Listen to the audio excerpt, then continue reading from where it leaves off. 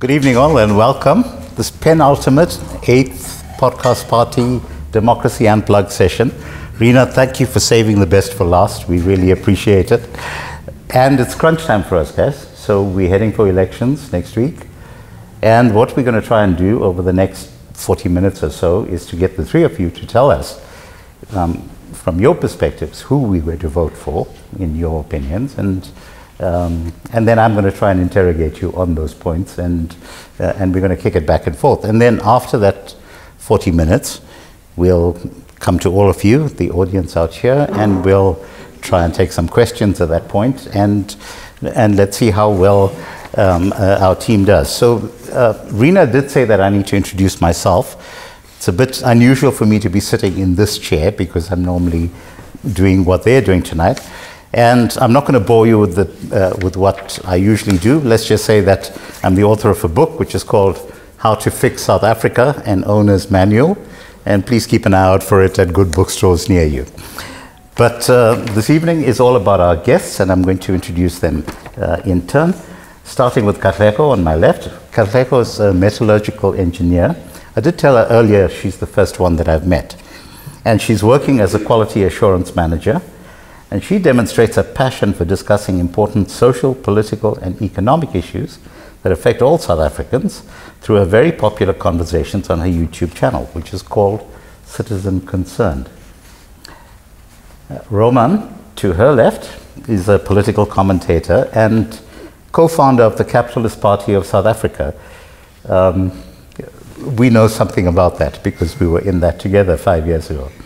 And known for promoting capitalist and libertarian principles, he founded and hosts Morning Shot, a YouTube channel and podcast providing alternative news and political analysis, which has garnered millions of views since its launch in January 2020. And Roman, I think it's fair to say that your audience is now collectively bigger than mainstream media put together. That's what I tell everyone. All right.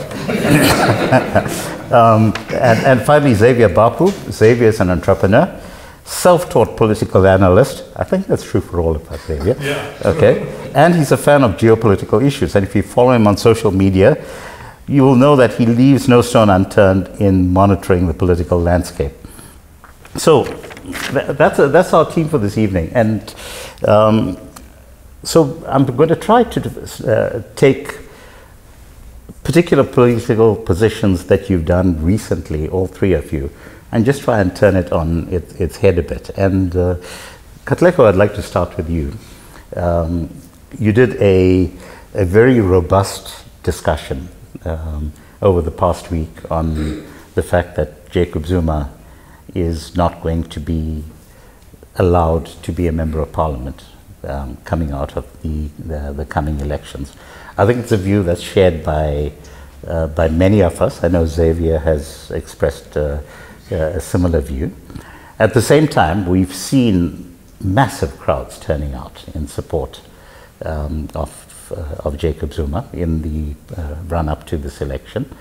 I think that if we look at some of the projections that we've seen around how the voting is going to go, it seems to be at this point that there's going to be a significant influence that he's going to bring to bear on the political landscape. Just share with us firstly your thinking in terms of why you think it was good for him to not be on the polls. But then I'd also like you to take a view in terms of sharing with us whether you think it would not be better for the country if he was actually in Parliament. Thank you very much. The reason why I said that it is good that the Constitutional Court took the decision that it took is that we are a law-abiding nation. The law is there for a reason, it is there for a purpose. Without the law, you and I can do anything that we want to do, anything that harms the next person. There is enough evidence against former President Jacob Zuma that he was corrupt, that he has stolen from the nation, and he has helped many other people to steal from our nation. Right now, so many of us, millions of us are frustrated, from the poor, middle class, rich. A lot of people in South Africa are super frustrated in the status of things, right? And yes, we can blame the ANC as we should, but when we look back at the contribution of former President Jacob Zuma, then I think every single one of us should be happy that he's not going to be given yet another opportunity to steal, yet another opportunity to perpetuate corruption in our nation.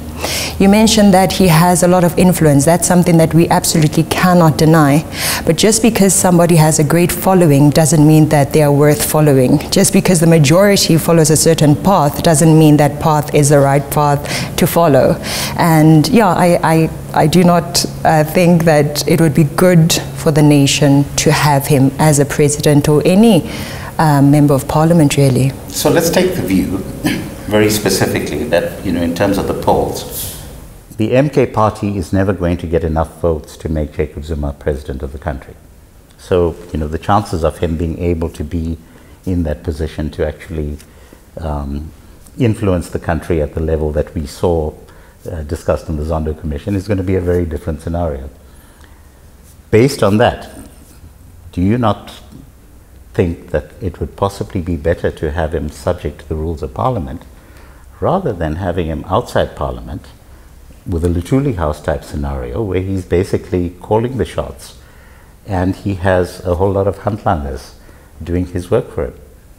That's where the good side of our law comes in. He may influence whatever and whoever he seeks to influence, but we have seen that our constitution works. We have seen that our judges, not all of them, but some of our judges are there to ensure that we are protected by the law. Yes, Jacob Zuma may not be in parliament, he may not be the president of the nation, he may influence people in the background, but as long as our constitution works, his influence, if it is going to be detrimental for the well-being of our nation, is going to be hindered by our law. So we're going to come back to this. Your signature phrase, by the way, which I want to share with the audience, which is keep the comrades. Beware of the comrades. Beware of the comrades. Thank you. Roman, look, you've had an interesting change of heart over the past couple of weeks on a very specific point, which I'd like to focus on. And so I think that if I look across this panel, myself included, all of us have had a view over the past while, well, the past 30 years, shall we say, that the ANC has been a disaster for the country. And yet, over the past couple of weeks, I've been hearing you express the view that the ANC has finally done something right, and that ESCOM now appears to be working. And in fact, you've taken a view that after the elections, the lights are going to stay on. I'd like you to just elaborate on this a bit more, and more crucially, does this then indicate that there's the possibility that there might be some sense in voting for the ANC? I wouldn't go that far. But the interesting thing about ESCOM, it needs one thing to function really, really well, and that is the coal fleet. And the coal fleet are the nuclear power stations built 50, 60 years ago that still work very well. They were being decommissioned due to greenhouse stuff and bribes from the EU and replace them with windmills and panels and nonsense like that. De Ruyter was a full-on sort of eco-mentalist, talking about we need to cut coal completely from our emissions because we get bribes from the EU in the billions of dollars, and we need a green energy economy and all that crap, which doesn't work at all. If South Africa cut out all of its coal, I think China uses, the daily rate of coal use in China is equal to ours for 6 months or a year. Like, it's ridiculous. It makes no difference if we cut coal or not in terms of emissions globally. But in terms of what is the base load power for South Africa, it's coal. Always has been and always will be. We've got it here. Our stations run on it. And fantastic, we should keep using it. And that's exactly what the ESCOM board seems to be doing. So people are skeptical. I'm still a little bit skeptical. I think there might still be load shedding after the election, but maybe like stage 1 or stage 2. Independent power generation in terms of your solar panels and inverters has helped tremendously. Otherwise we would be on stage 2, I believe, right now. But since De Ruyter has left and since Mr. Gordon has stopped interfering, it seems like the board is doing what the board is supposed to do, to run Eskom properly. And for that, they should be given the order of the baobab if it carries on like this, because to go from stage 6 load shedding 6 months ago to nothing in the past 2 months, it's miraculous in my mind. So would you say then that this is a sign that Ramaphosa is now getting his act together on the eve of his No, it's a sign that Pravin Gordhan's not interfering. So if Pravin goes, we're fine. Xavier, over the past while, I think you were one of the first people who began to raise red flags around one of the political parties, which is Rise Mzansi, which has had a fairly prolific reign in terms of social media over the past while.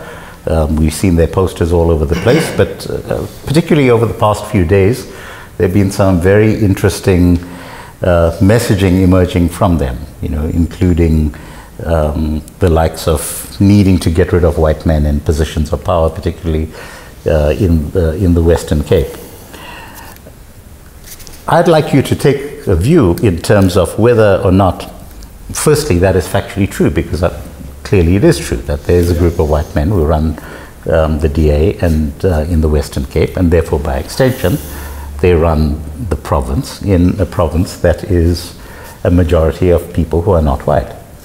And I'd like you to just take a view on that particular standpoint from Rise Mzansi, and tell me what you think of it, but then also tell us whether you think there's possibly some merit in it. It's a very interesting topic, because on one hand, the entire premise of Rise Mzansi has been new leaders, new type of politics, a new quality of politics in South Africa 30 years after we've achieved freedom. That is an amazing promise for people who are quite frustrated with the ANC, which has run the country for 30 years, the DA, which has been around for over 24 years now. So the promise is there for Rise Mzansi to be a great offering to South Africans. But on a factual basis, their constitution, their manifesto speaks towards non-racialism, equality, and basically running South Africa well. Running South Africa well requires skills, and the DA has been masterful in the Western Cape especially, more than anywhere else they've operated, in attaining those skills. So the leaders they've got there are not there because they're white. This is not 1968. They're not there because they're white. They are there because they are qualified individuals. They are very good at what they do. They have a mindset about them to actually do good governance. So these people have earned that right. They've been elected through the party system and then through our election system as leaders of Cape Town, as leaders of the province. So they have earned that right. And to criticize them... Although, let me interrupt you and point out that there are two classy exceptions to that rule, which is Musi Maimane and Herman Mashaba. So look, those guys, rightfully so, you've picked them up quite well. And sometimes political parties do play games on us, where they parachute people in to kind of get us to support them, which they've admitted to that. The DA did say that Musi Maimane was parachuted, Herman Mashaba was parachuted. It backfired on them, and they've spent the last 5 years trying to recover from that. But the majority of the DA is based on meritocracy, and honestly, having my experience within the DA, there is an element of you need to build your own network within the party to get the support. That is true across all parties, including the ANC. So there's no party, including Rise Mzansi, you need to have your fellow members support you to get the position. It's not just about your skills. So you say Rise Mzansi is not doing any of those things? It's not doing anything different. So the whole premise is new party, new politics, new leaders, but nothing is actually new. The only thing new are the players. But Songezo is pretty much saying the same thing that the ANC was saying pre-94. There's not much difference. Equality. We've been chanting that since 1955. There's nothing different there. So then you look at what has happened this week. Oh, we need more leaders that are black. The president of the country is black. Has it translated to a more equal South Africa? No, absolutely not. So you can't say now that if we change the Western Cape government... But that just, to that point though, that's not necessarily because he's black. It might be because he's incompetent. Now, they don't want to acknowledge that. Okay. They want to make it purely representation, that our government should look like the majority of our people. Understandably so. People do want to see themselves in the government. They do want to see themselves in celebrities. They do want to see themselves in businessmen. So if you are a young black woman and you see a CEO of, let's say, EPSA as an elderly black woman, you understand that is possible for you. Now, if you see a female president, you understand as a young black girl in South Africa, that is possible for you. So I understand where they're coming from, but will it build South Africa? No. Representation doesn't build anything. It just gives you a nice inspirational view on everything. You need meritocracy, you need skills. And the DA offers that. Rise Mzansi does not. All right, so shall we then take the view that your vote is going to be for the DA? No, absolutely not. All right, just give us your take, and I'm going to go around back to the rest. But what I would like at this point is your take in terms of right now, your priorities for the country and who best lines up with that. So your top priority and which party best represents that. Well, look, the honest truth is we all know the problems in South Africa. I don't think anyone in this room understands that the country is in a good way. So we all collectively understand that unemployment is an issue, the way the country is being run, the corruption is an issue. So those are very basic understandings. But you get to pick one choice. Yes. So, you need to base your choice now on who could possibly fix that, because the ANC is not fixing it. They're in power, so obviously they need to be removed from power, or they need a watchdog to keep them on the straight line. Because of the sheer support that the ANC has, you understand that if you don't vote for the ANC, you are voting for opposition parties, which might not get 50%. And that's true across every opposition party that we have on offer right now. None of them can actually beat the ANC with 50%. So you're voting pretty much for a party that you are investing in for those 5 years, and maybe in 2029, they might be able to take over. Based on that, I've looked at 60 some odd parties that are now contesting, and I've come to the decision that BOSA is a good choice. Mainly because Muzi Maimane does have experience running a party at a national level, which was in opposition to the ANC. So he's got that experience. The people underneath him are skilled. He's made a very strong point of people that are in leadership positions in his party must be educated and must have a servant mentality. They're not there to serve themselves. And you see it in action. So one of BOSA's promises was that it's a government in action, not a government in waiting. And they've shown that by providing water tanks to small rural communities. They've shown some initiatives beyond that. I just want to pull you back on track, because what I'm trying to get you to focus on is highlight the one thing that you'd like to get fixed. Unemployment. So tell us how BOSA is going to So BOSA has been, the key point of their campaign has been a job in every home. And I'm not trying to promote BOSA to you, but that is the key decision that I took that stood out for me. So tell us how you see them taking us to that point. So their policies are very entrepreneurially focused, and they're looking to support businesses. They're not looking to say the government will provide jobs, which is what the ANC likes to do. So the ANC has pretty much bloated the public wage. Sure, but again, how is BOSA going to do it? So they're doing it through supporting entrepreneurs and building business. So that, in my opinion, is what a government should do. It should not try to create jobs. It should try and empower private sector to create those jobs. So practical steps that they're talking about in terms of how they would do this?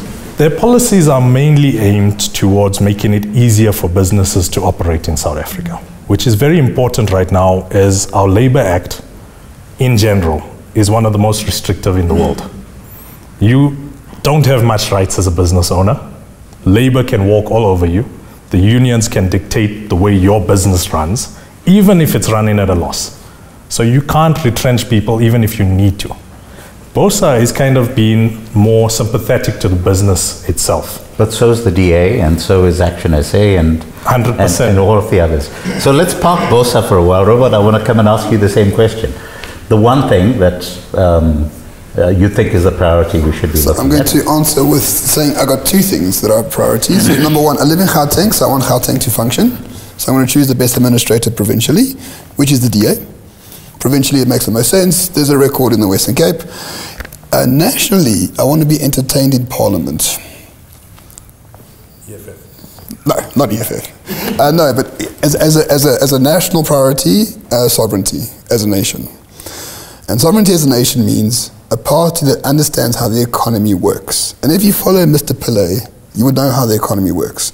We extract minerals, we sell them, then we buy it back in a finalized form for much more expensive than it costs to extract from them. South Africa is a mineral-rich country.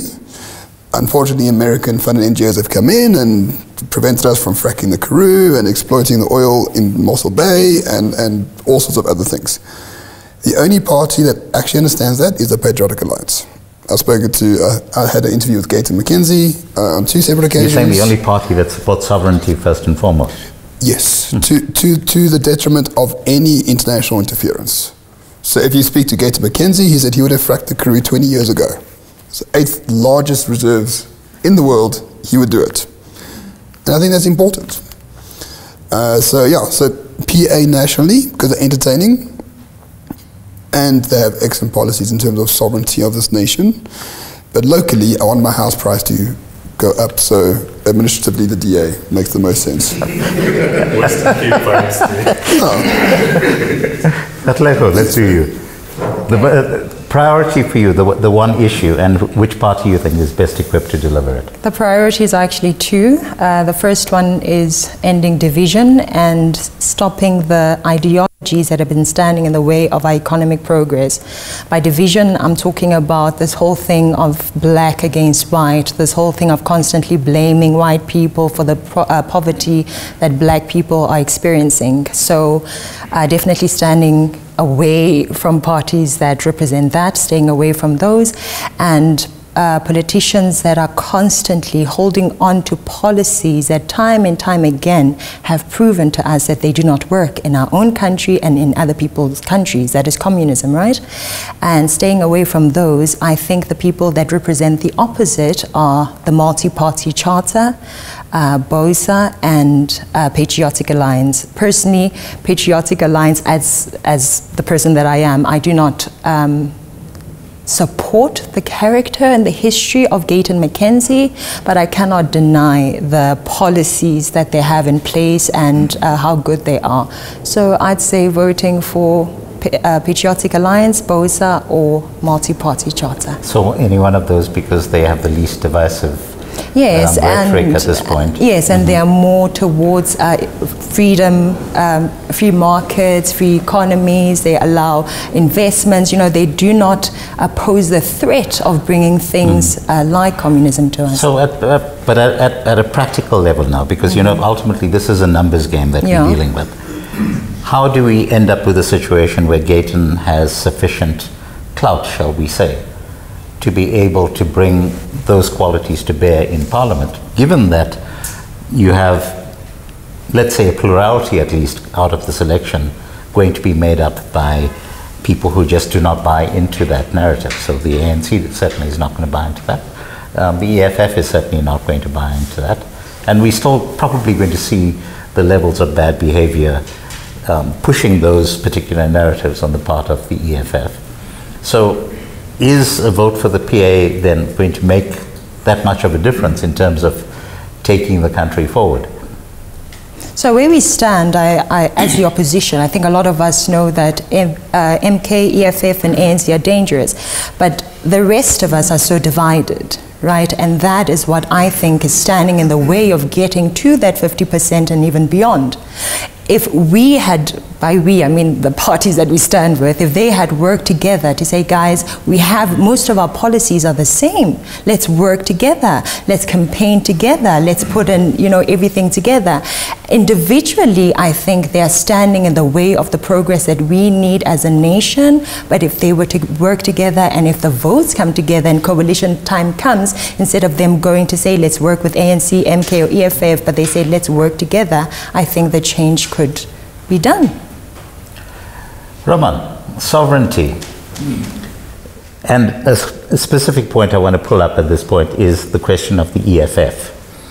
So the EFF has expressed a very strong view. Unplugged has been speaking at length about this, around his belief that the path to actually solving the problems of the country are in fact to strengthen a lot of the EFF's positions, particularly in terms of the parastatals, because he believes that the parastatals in fact should be the backbone of South Africa's economy. He points to a track record of apartheid having essentially lifted millions of white people from poverty based on the fact that the railways provided employment, Eskom provided employment, and so forth, which is a very different approach to the free market / privatization approach that most of us generally believe in. Do you think that's that is a solution for our country, given, particularly given that he's able to point out to the fact that that's clearly worked in the case of China. It's clearly worked in the case of Russia. India has, many examples of this because South Korea. So it can work if we take away policies that prohibit meritocracy. What is the point of the free market? So there's a wonderful economist called Frederick List, and I only read him more recently. He was a contemporary of Adam Smith, the free market chap. And Frederick List said the free market, in actual fact, is an attempt by a dominant country to overpower a non-developing country. So when America received its independence from Britain, Britain told America, go free market. It's great. Because essentially we can just export all our stuff into you and you're not going to build your base, economic base.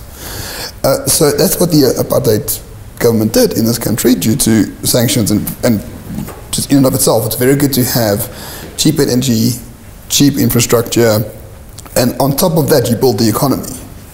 South Korea has done it, China has done it, Russia has done it, America has done it.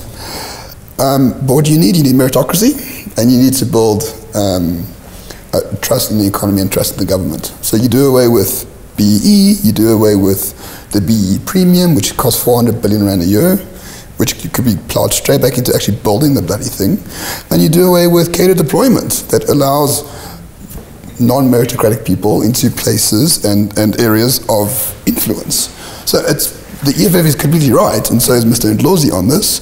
I don't trust him to do it properly, but I trust But wouldn't you say that ticks the boxes in terms of sovereignty, and also that given that they're likely to have a larger base than the PA, that it might potentially make sense to support the EFF? Well, on the one hand, they want this industrial policy, which I like. On the other hand, they want to expropriate all land.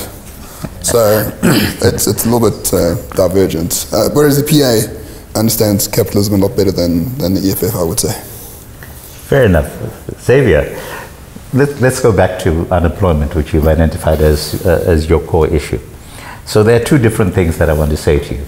The one is that Ramaphosa's statement that the ANC has created more jobs than anyone else is in fact true, is the first point that I want to make. But also the follow-up to that is that with the shift that we are seeing right now in terms of artificial intelligence and robotics and everything that's going to flow from that the chances of creating the type of employment that Bosa is envisaging is unlikely to work. So to the first point, okay, the reason why I say that it's true what Ramaphosa says is that the numbers are there. What is also true is that the growth in the population of the country has outpaced the ability of the economy to produce jobs. And, one could argue that in fact the problem is not that we are not creating enough jobs, but that we are creating too many people. So that's one thing that I want to toss in your direction, but also take a view in terms of the economic outlook around the world now, where we're going to have increasing robotics, increasing reliance on artificial intelligence. And against that backdrop, are you seeing Bosa being able to even understand what's happening at that level? Let's just touch on a few very important factors you've put in for the next 20 years of South Africa. Obviously, we can't be a nation of shopkeepers. That is disappearing now, you know? So that form of employment is not feasible for the next 20 years. And you've rightly said AI, 4IR, which is the correct term, the fourth industrial revolution, which Ramaphosa was a big cheerleader of in 2019, but did nothing with it. Yes, I've already bought land near Lanseria in anticipation of his smart city. Of the smart city, yeah. So we understand that the ANC does have the mind. It also has the power, so obviously it's created more jobs, but technically the DA has created more jobs provincially compared to any other province, and it's not run by the ANC. So if the DA was in charge, they would have also boasted we created more jobs. So it's a benefit of being the default government. On that point, can BOSA take South Africa further into the next 20 years? The entire narrative around this election has been we need new leadership. We've got too many, no disrespect, old men in parliament making our decisions. I'll take that on the chin. So, you know, we need young leaders, we need new leaders, we need people that understand 4IR, people that can use TikTok. I don't see Jacob Zuma using TikTok. You know, it's that kind of thing. Now, but anyway, you understand that a young leader is more adaptable to that kind of technology.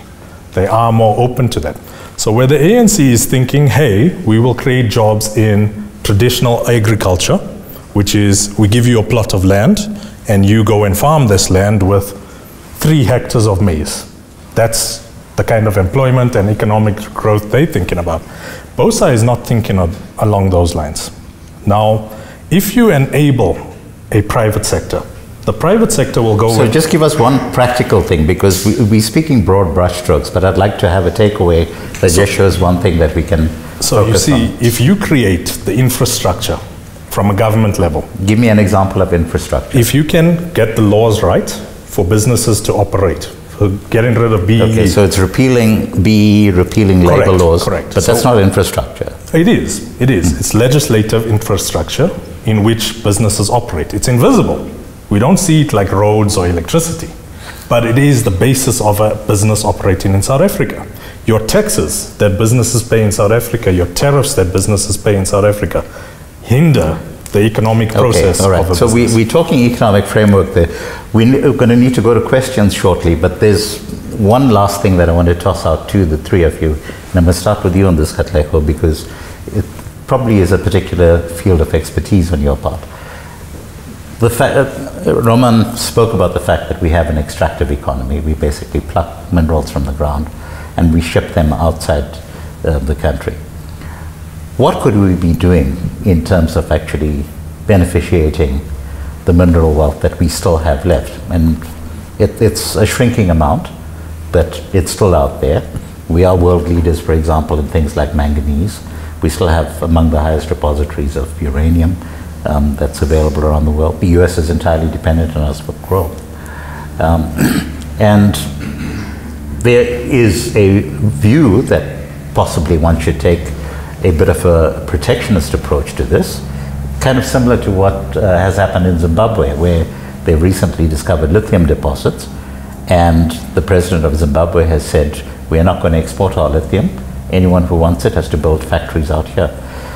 Give us a view in terms of the few, let's say, a couple of decades that we have left in the mining business. How can we best turn this to South Africa's advantage? Yeah. So I think the first thing, they stay away from the people who want to nationalize the mines, because the minute they do that, they're going to appoint people who don't even know how best to do, what best to do with what we have right now, right? What we should always do, which I think a lot of our black leaders do not want to do, is to learn from the best, is to learn from people who are doing it better than us. Everything that we are struggling with, be it electricity, be it infrastructure, be it healthcare, everything that South Africa is struggling with, there are people within South Africa, there are people outside of South Africa that have managed to excel at that, right? So give us examples that we can share. So we can work with, for example, the companies that are currently taking our minerals, taking them out, processing them. How about we get them to get into our nation, teach our children, teach the youth, the metallurgists, how best to extract from that. For example, in China, instead of them just saying, okay, America, we're going to work for you, or America, bring your products and let us sell them here, they said, hang on, we're not going to allow you to come and take Chinese money. Come in here and tell us how to... Would you put constraints then on just exporting raw materials? Yes, absolutely. So, yeah, put the constraints, don't export everything. Let skills be here. Yes, bring the skills, let us know how to do it ourselves, and let us export finished products so that we can get the most money from our minerals. Roman, you are on the same page with that? I fully agree. I mean, once you have a coherent plan, unemployment, all this other stuff, it's not an issue anymore, right? You can't solve unemployment. You solve how do you kickstart the economy to 10% growth for 20 years. Once you solve that, everything else falters away as a problem. So, maybe you're on the same page? Almost. I don't agree with the idea that you should export our minerals and try to stop that suddenly and now try to refine in South Africa. We simply don't have the skills or infrastructure for that. Imagine running a steel refinery with Eskom without IPPs producing more electricity. But Roman's already told us that that particular problem has been solved. We can believe it, but yeah. So I just wanted to say the reason why I raised this particular point towards the end is because my view is that the party that would be best equipped to have a mindset on being able to beneficiate those minerals would be the Freedom Front Plus. And what do you guys say about that? Katlego? I would agree. I actually don't know. Okay. Roman, your take? I like the Freedom Front Plus, but if that is what that's the only manifesto I haven't read. Yeah, I also haven't read their manifesto. All I know is that their gun policy is fantastic. And Xavier, you're supporting them. So I would agree, but they're not going to get the power they need to do it. All right. Let's take the power to the people at this point. Guys, Jack has got a mic. He's going to pass it around. Jack is at the back there. He's the good-looking guy who looks like a former president. And and if I could ask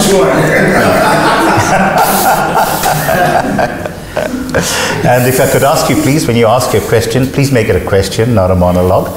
And also, please identify yourself. Good evening. Thank you very much to you, Kanthan, and to the panel. My name is Penwell. Sorry, I'm a podcaster on YouTube. My question is for Katlego, as a black lady. We come from families that are quite big, extended families, and many of us that have moved to suburbia have kind of moved away from them. And my question to you is, if you were to guess the bulk of your extended family, grandparents, aunts, uncles, cousins, nieces, and nephews, who do you think they'll vote for? And based on your answer, do you think you've had an influence in that? Or do you think you've had a failure in that? And what has been that failure or that success? Specifically because a lot of us struggle to influence our extended families. Thank you.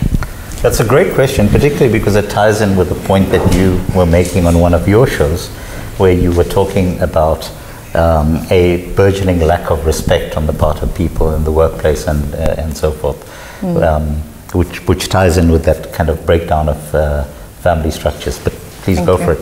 Thank you so much, Penwell, for the question. Unfortunately, I'd say most of them would vote for the ANC, and that's mainly based on nostalgia. That's mainly based on that belief that had it not been for the ANC, then we wouldn't have the democracy that we do. And I have a problem with that reason on its own, because when we look back, in as much as the ANC played a huge role in bringing democracy and freedom to the black person, they were not the only people that played that role. We had 65% of white people who signed the referendum in 1992 who said, guys, this is wrong. Yes, we are benefiting from this nonsense that is apartheid, but it is wrong what we are doing to these people, and let us stop it. in addition to that, outside of South Africa, there were also white, black, Indian, all races of people who helped us with that. But for some reason, the ANC has gotten it so well to convince our people that if it wasn't for the ANC, you would still be where you were. So I'm still struggling to get my family members to understand that actually it's not them, it wasn't just them.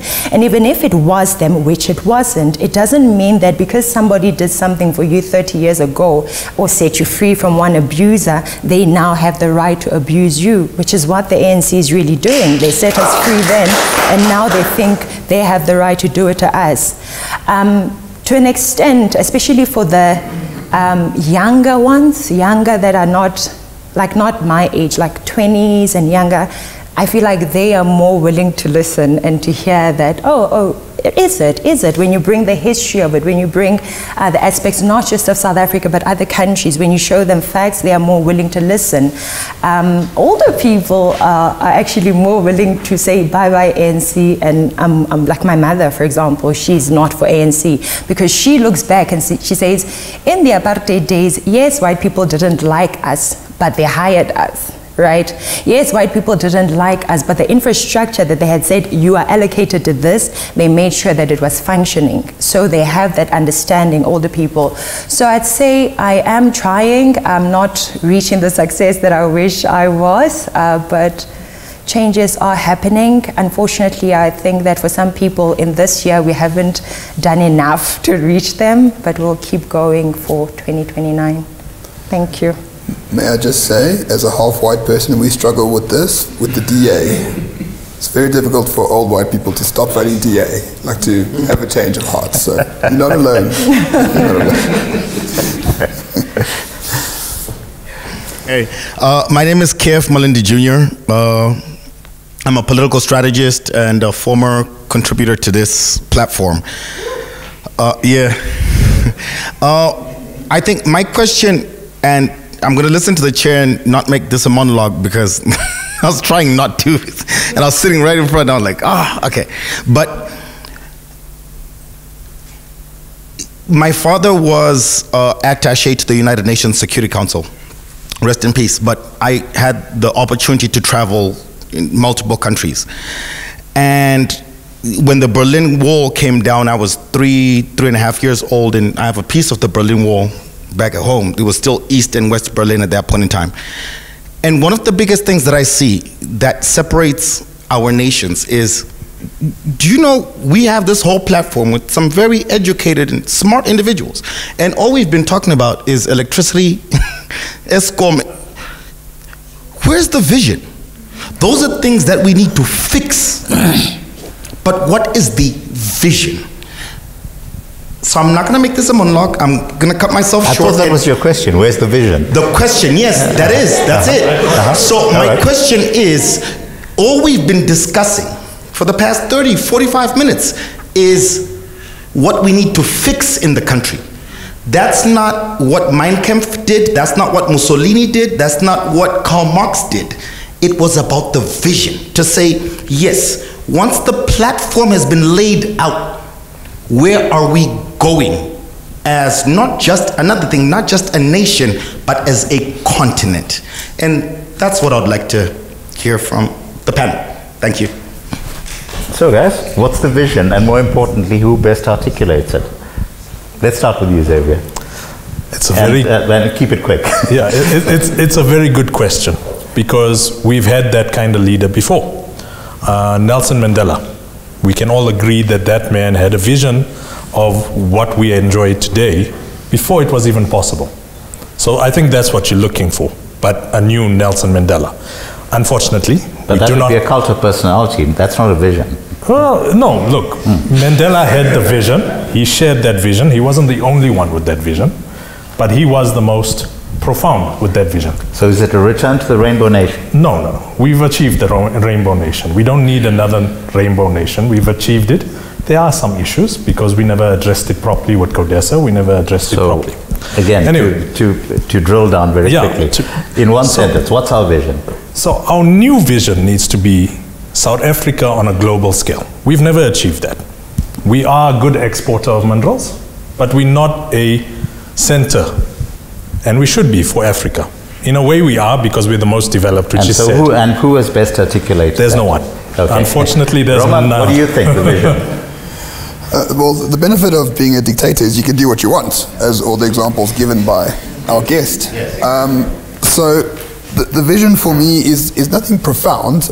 If you solve crime, you solve many other things. So Nayib Bukele, the president of El Salvador, has solved crime in 3 years. Carl Schmitt has a thing called the exception. The sovereign has the exception. He suspended the constitution and put 40,000 gang members into jail, and now the crime rate is on par with Luxembourg.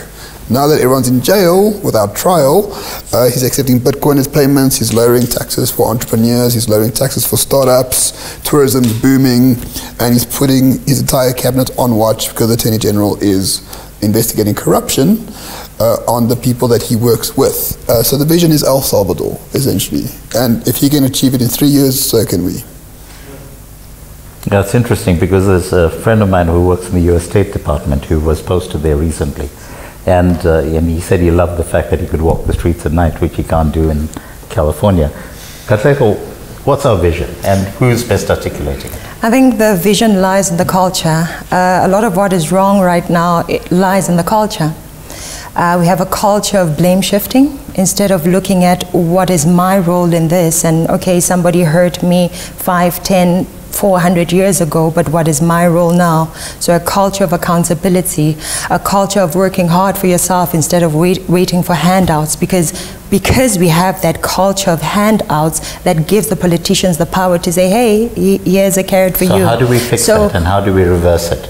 And more crucially, who comes closest to articulating? I'd say starting in the family, and with a few manifestos that I've read so far, I'd say ACDP, I'd say IFP, I'd say Action SA. I haven't read everyone, but those are the ones that I've read so far because they focus on the family foundation, because when we get it right then, that is when we'll see it externally. The family is where we start. Yes, but not just strengthening it on wrong things, because a criminal family is very strong, but strengthening it with proper values. Yeah. All right. Well, hi. Hi. How are you? Good. I'm Tsepo. I'm a content producer here. So, as we can see, political parties, most opposition political parties have been centered around fixing South Africa, rescue South Africa, save South Africa. So my question to you guys is, how do voters make their decisions, especially when they get to the polls? Do they make the decision based on history, what Mandela has done for South Africa? Do they make the decision based on inspiration? What Kenny Kunene, for example, he went to prison, came back, he owned clubs, he was a millionaire, and you know, he appeals to a youth demography of people who wants to be billionaires someday. Or do they make their decision based on legacy? You spoke about Bosa, when they installed, you know, their water tanks at rural areas or small communities that didn't have access to water. So your question, Seppo, very specifically. Okay, yeah. I wanted to know if do voters make the decision based on inspiration, legacy, or history? Unfortunately, I think they do it based on what the loudest person says they should do it. And the loudest people are saying based on race, based on this is your enemy, based on we did this for you in the past, which really doesn't help us. What we should be doing is taking the time, instead of saying on the 29th, what am I going to do while you're there? It's taking the time to educate ourselves on the various policies. Look at, some of them have not had the chance to rule, so we can't really know if what they're saying is right or wrong based on solely on the manifesto. But when we look at other countries that have implemented the same thing, we can gauge to say, is this going to work or is it not going to work? And unfortunately, most of the people who vote in South Africa do not take the time to educate themselves. You know, they just listen to whoever ENCA and SABC gives the most airtime, and the negative or beautiful looking promises, which are actually very negative long term, they just rush for that. So we should be encouraging our people to get educated, to study, and really focus on the policy and not just the person and their charisma. I so violently disagree with you. Okay. I'm holding myself back. So, I'm not a violent person. People vote based on race. Simple as that. ANC got 70% of the vote in 2004. If you add up ANC, MK, EFF together, you get 70% of the vote right now. Just because they're fragmented, it's still the same parties, still the same ideas, still the same identity. But what you're going to find is you're going to have within the races, there will be fragmentation. So Northern Zulus and Southern Zulus will vote for different parties. Coloureds are going to vote for the PA, not for the DA. People are going to vote on race, people are going to vote on ethnicity, and it's always going to be that forever and ever. There's no inspiration, there's no policies, there's no manifesto launches. They're going to vote for identity first and foremost in every democracy, including ours. But it shouldn't be a forever and ever thing. That is the current status, but it should be our mission to stop that from continuing because it isn't working. For example, the black people are the most, and voting for black people has not helped us. You know, I'm not saying vote for white people, I'm saying vote for policy. You know, we should try our best to educate them and help them to move away from that. I wish there was one democracy anywhere that voted on policy. I can't think of one. It's always about identity. They are. Oh, really? Which ones? Singapore is one, China is one. That's not democracy. Neither of those are democracies. Anyway, there's still a vote. There's no democracy as diverse as ours that votes on policy ever. It's an identity and always has been. I think it's because we started off wrong from 1994. That's what I think. I think from 1994 we had the opportunity to vote, and obviously we were running away from people who were oppressing us, which was a race thing, and moving from someone who was setting us free, which were black people. So in 1994 it made sense, but moving on we should be educating ourselves and our brothers and sisters in our nation to say it's not always about race, it's about what is best for you as an individual and the future of our nation. Sorry, Xavier. Say your point on Seppo's question. And that will happen. And that will happen when the middle class is the most dominant class. But for the when people are starting to lose. For the middle class to become the dominating class, we need to vote for policies that will lift the poor and bring them to the middle class. So it's like, what will come first? Or we just ignore politics and just do what we want. No. Xavier, a very quick response on that. Ooh, you're killing me. With a quick response after that. Okay, I agree with you, Katlego, but there are points I don't agree with you. I disagree with you violently, and I'm not violent. But to put it very short, you guys have both mentioned the middle class. That doesn't really exist in South Africa. It's a very thin line. We have a huge amount of South Africans on welfare. I think we can all agree on that. And if you're on welfare, you're not middle class because the child grant is 510. You can't be middle class on that. There's no way. So the middle class doesn't rule our vote. That said, we don't vote on race. Definitely we don't vote on race. There are factions that vote on race. The EFF proves that. 1 million out of 27 million. Or at the time they achieved 1 million, it was 24 million. 1 million only voted for them. If you were a racial country, 10 million would have voted for them. The ANC, despite all our hate towards it, is still very non-racial. Despite BEE, despite all the issues, they still have white members, they still don't progress so violently with, let's say, kill the Boer. They're not there. So what are you saying is the answer, So Xavier? I think, to be honest, I'm going to agree with Katlego, but I'm going to add on that we are smarter than the generation that voted in 1994. We do understand things better. South Africans still don't do the homework, but the younger generation is happy to read a manifesto. So who do you think the younger generation is going to vote for in this election? It's split. You see, the younger generation is currently in a candy store. There are so many new entrants into our democracy. All right, so you're not going to give us an answer to that question. It's too hard. Let's just park that. Yeah. Okay. My response to your question is that for 80% of the people in this country, they are going to continue voting for the ANC simply because that 80%, their lives are better than it was 30 years ago. So it could have been a lot better, we know that. But because they do have a clinic in the neighborhood when they didn't have one previously. Admittedly, it's a clinic that only works 1 day a week. But it's still a clinic that they didn't have previously. And until such time as there's enough of a groundswell that can show them that there are different ways of doing things better, And the interesting exercise for me is KwaZulu-Natal, to see what happens in terms of now that the Ngeni municipality has now been outperforming the other municipalities. And is there going to be a ripple effect from people in that community who are largely rural, then spreading the word that, you know, maybe this white party, and I use that in quotes, is going to deliver better? Hello, my name is Mashiani Sifuti. I have a question regarding the history, actually what Tsepo touched on over there with the previous question, the history of just politics in general and how people make up their minds based off of that. And I want to use an example. One good example I can think of from the top of my head is Zimbabwe with Robert Mugabe. When he went into power in 1990, things were looking up at that time. 1980. It's 1980, sorry. Things were looking up at that time. And for example, he actually managed to open more secondary schools. The adult education rate actually increased in that country. Spend on healthcare also increased. But then along the line, things started getting a little bit shaky and a little bit wobbly.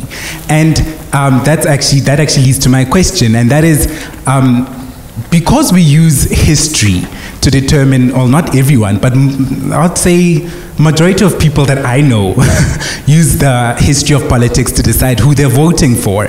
How can we, as South Africans, or rather as the winning party in this election, how can we prevent corruption? And I'm not saying stop corruption, because we're always talking about stopping corruption and stop corruption in its tracks, but how do we go about preventing corruption? Because a party can go into power now and things can be amazing for a year.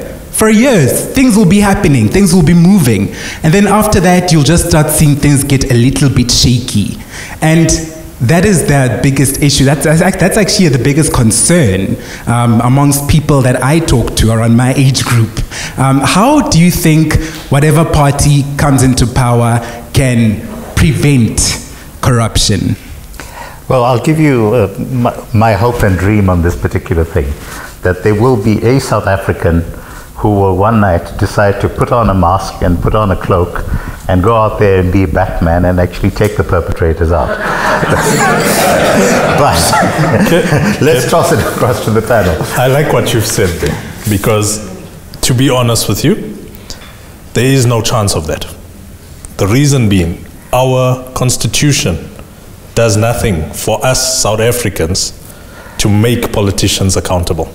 Rise Mzansi that's the one point they've actually noted very well because of their work through So Xavier, you're saying there's no solution. Let's go to Roman. Well, there's two solutions. You take the Chinese solution, which is to shoot them in the head if they're corrupt. Not with our constitution. Yeah, but ignore all that stuff. We're talking about Wakanda. And number two is to put the public service on a blockchain. Those are the two solutions, which are possible if you have a dictator. I don't care about the constitution, but those are solutions. I think we need to ensure that our politicians don't get comfortable. If they know that we are aware of what is happening, if they are aware that we take our politics serious, we don't wait for the Zondo Commission to tell us that actually billions have been wasted. We are always, on the ball, and we are holding them accountable. We know when the meetings are happening. We know when which bill is being signed. They know that in 5 years' time, these people can get me out, right? We, as the people, need to be more involved. You can't control a person. Inherently, we are just evil when given the opportunity. We steal, we kill, we destroy. So we, as the people, need to be more involved so that they know that we hold them accountable. But how do you do that in practice? In practice, how do you actually put that into effect? Would you, for example, want all tenders to be available on a public platform and open to scrutiny by... There should be no tender in the first place, right? Get rid of the tender system, which is what some of the political parties that are mentioned are standing for. So already, that's one of the ways to get rid of it. But in fact, a tender system is a basic premise in most modern democracies. Because essentially what you do is you put out a spec sheet in terms of what you want to achieve, and you invite people to submit tenders, and then you have a panel that then adjudicates and makes a decision on that part. And I think that to a large extent that, well, the alternatives that we have are to have a parastatal that essentially takes responsibility for doing all of those things themselves. Yeah. So unless you have an alternative in terms of how one would go about inviting the public sector to do that. So what would you suggest? So I know that because of this current status of our state-owned entities, we are very discouraged to allow them to be in the hands of the government. But that's why we need to vote the current government out. And once we do that, we have millions of graduates that are sitting, engineers, lawyers, people with different skills, right? They're sitting unemployed. We have roads that we need to build. We have hospitals that are understaffed. We have various sectors within the public sector that need people to be employed. So bring those people in. Why tenders? Why don't you just bring in these nurses? Why don't you just say these engineers should build these roads, these plumbers to do that? To focus on the specific question then, but then how do you root out the corruption in the absence of that taking place? With the absence of the solution that I just said. Yes. But why should there be an absence? Vote out the people that want tenders and vote for the people that don't want tenders. Okay. So until such time as we get rid of the comrades, we stuck with corruption. All right. No. All right. Well, if you do keep the comrades in power, for sure you are going to get stuck with corruption. Can I add on that very briefly? So I agree with you, but I also disagree. And that is, the idea of tenders is that a government empowers entrepreneurs and businesses to supply the government. But why should the government be sending out a tender for toilet paper when it is 100% possible for the government to make its own toilet paper? They've been better. Why should it be doing that? Why should I pay an entrepreneur to profit on what the government needs when the government can produce it itself? Because it will run out of it. No, it won't run out of it. You know how much you need as a government. You produce that much. Have you seen? It's not for you to sell to the market. You know what load shedding is, right? Yeah. You run out of electricity, so you want them to make toilet paper. Xavier, to your point. Xavier, toilet paper is easier than energy. Serious. Xavier, to your point, I would say people that the solution to the problem is not for government to make toilet paper, but for every government employee to bring their own toilet paper to work, and that problem would be solved. All right. Who's got the mic? Next question. Sorry, Chair, I apologize. Just in terms of this very specific conversation, I apologize. Jack, I'm going to allow him to do so without a mic. No, I'll kick him out in a second. All right. Hi, okay, everybody. Last question over here. Hi, everybody. My name is Yaya Mavundla. I'm an artist. I wanted to find out, okay, fine, we are saying we want to vote for change, and people are referencing parties that can bring about change. But my question is, what change exactly that we are saying people should vote for? Because for one, you were referencing the DA. I lived in Cape Town last year in the waterfront, and I thought to myself, I'm in a perfect vicinity in town, but I couldn't walk across the street because there were shacks just across when I'm about to get to the licensing department, and I was not safe. And I faced a lot of racism. I had to come back to Johannesburg. I couldn't go and have a holiday in Paternoster because I wouldn't get a hotel as a black person. Somebody mentioned, what's this, Bossa. Bossa comes from exactly the DA.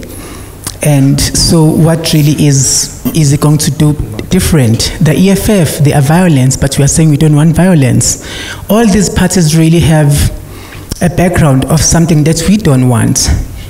But we are saying we should vote for the same people. They are going to do something different, which they've been actually doing for many years. So let me toss the question back to you, if you don't mind. If you could just have the mic for a second. Could I ask you, what is the change you would like to see? I want to see freedom first, because I don't think there's freedom. How would you define that freedom? Where there is no corruption, where I don't have to pay tax, where if my president is able to not pay tax for the monies that he can't account for, but I have to pay tax and I'm working harder and he's not. Fair enough. Okay. All right. So I think that's a good point on which to finalize it. Just very quickly going around the room, starting with you, Xavier, what is the change you want to see? Okay, so I would agree with you 100%. Those are serious issues. And to keep this brief, you need power to make change. In 1994, we gave that power to the ANC. Decisively. No, what is the change you want to see, Xavier? No, exactly the same change. Okay. Less corruption. So you want an end to corruption. Freedom that we were promised in our constitution. And the route is not voting for the ANC. No, the route is choosing a party to give 51%, because that's the only way you will see real change. All right. But that, yeah. Okay. Roman, what's your change that you want to see? Suspend the constitution for 5 years, sort out the mess, and then we can have democracy again. There's no one I trust to do that, though. So, I mean, unless I'm voted in. But you would need a strong police, strong judiciary. Yeah. If you're going to suspend the constitution, you need those. Hey, we did it for 3 years for a fake virus, so you could do it again. So true. Katlego, change you want to see? I think I support what she said. The change that I want to see is all of us as South Africans working together, black, white, Indian and colored. Every single problem that exists in South Africa, there is somebody in South Africa that has a solution to that. So if we can start off by removing the race, working together, that can really get us somewhere. And in terms of parties, there is absolutely no perfect party. There'll never be a perfect party. So it is a matter of looking at them and saying which one is the best. At this stage, again, I'm going to lean on the multi-party chart, and even amongst them, there are some that, you know, they're better in one area and worse in another area. So look for the ones that are the least racist. That's what I would say. For real, because when we are focused, okay, so as an individual, I care about my race and I care about myself, right? So if I am able to look beyond race, that should give you hope that actually I care about the well-being of the people, not just my group, not just myself. So I think that is one identifying factor when we look at every single one. All of them are flawed, all of them have errors. Herman Mashaba, I know he was part of DA, but where he was running, I think he did an amazing job for all races of people. So I think that's one area you can lean towards, but don't trust him. Don't trust any of the comrades. Always be looking out to say, what is he doing? Yeah. All right. Well, thank you very much, team. I'm going to just close out by just making two final points. The first is a saying that a late friend of mine used to tell me on a regular basis. He would say, I'm not a racist. A racist is someone who hates you guys more than is necessary. And the second point that I'd like to make, my hopes in terms of what we get coming out of this election is a very simple measure. I just want the ANC to drop below 50%. And if the ANC drops below 50%, then all of the parties are actually going to fight things out in public display, in Parliament, and we'll have a working democracy for the first time. If I may challenge you on that. All right. Sorry, guys. You've got 20 seconds, Xavier. Yeah. You say fight it out. Yes. That fight could last the entire term. And that absolutely suits me, because I think that we are in agreement that South Africa works best when politicians are not able to do their work.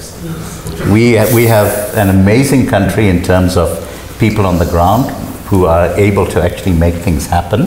We see it happening in communities around the country. Harry Smith is a classic example where the people got together, kicked out the politicians, they fixed the water, they fixed the electricity, all of those things. And if government is out of the way, I believe as South Africans we're going to make things happen. So I think let's wrap up on that note. Thank you very much, everyone, for coming.